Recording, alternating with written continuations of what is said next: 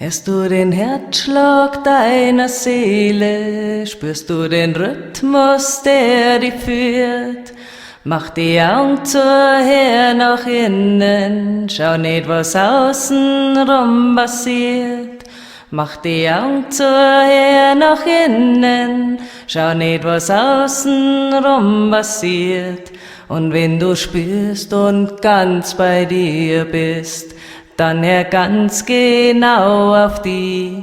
Das ist der Herzschlag deiner Seele und er führt die dahin, wo alles seinen Anfang hat und alles wieder zusammenkommt, wo der Fluss des Lebens mit sich nimmt, was richtig ist für dich.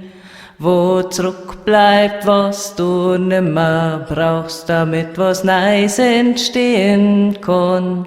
Dort, wo alles seinen Anfang hat und alles wieder zusammenkommt.